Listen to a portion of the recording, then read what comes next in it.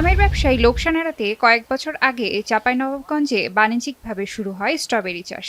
কম খরচে বেশি লাভ হওয়ায় এ ফল চাষে আগ্রহ দেখা যায় চাষিদের মাঝে। ক্রমেই বাড়ে স্ট্রবেরির চাষাবাদ। ঝুঁকিপূর্ণ ফসল হলেও এবছর আবহাওয়া অনুকূলে থাকায় স্ট্রবেরির ফলন ভালো হয়েছে।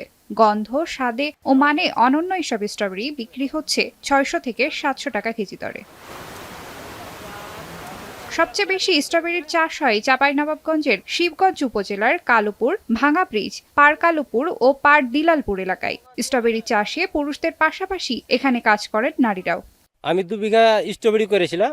স্ট্রবেরি করে যাই ভালো লাভবান হয়েছি।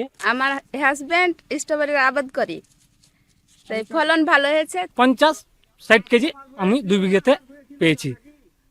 6 থেকে 700 টাকা কেজি পর্যন্ত আমি বিক্রি করছি। আমি চাষ করে উন্নত হতে পারছি না, তাই এখন স্ট্রবেরি লাগিয়ে আমরা উন্নত হতে পারছি। প্রতিদিন আমি 30 কেজি করে স্ট্রবেরি তুলে 6 থেকে 700 টাকা কেজি প্রতি বিক্রি করে আমি দিনে প্রায় 15,000 টাকা ইনকাম। কৃষি সংশ্লিষ্টরা বলছেন, স্ট্রবেরির ভালো ফলন হলেও বাজার ব্যবস্থা না থাকায় বিপণন বাধাগ্রস্ত হচ্ছে। স্ট্রবেরি চাষে চাষিরা যেমন লাভবান হচ্ছেন, তেমনি এই চাষে ঝুঁকি রয়েছে বলে জানায় কৃষি অধিদপ্তর।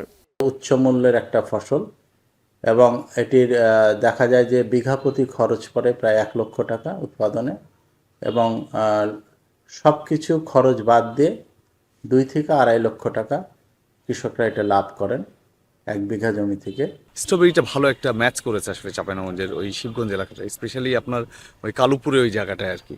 তো এখন পর্যন্ত আমরা যতটুকু জানি সবাই কিন্তু ভালোই করছেন আর কি। অন্যান্য যারা দায়িত্বে আছেন কৃষি বিভাগ বলে, তারা যদি মার্কেট চেইনটা একটু ভালো করে তাহলে কিন্তু ভালোই পাবে।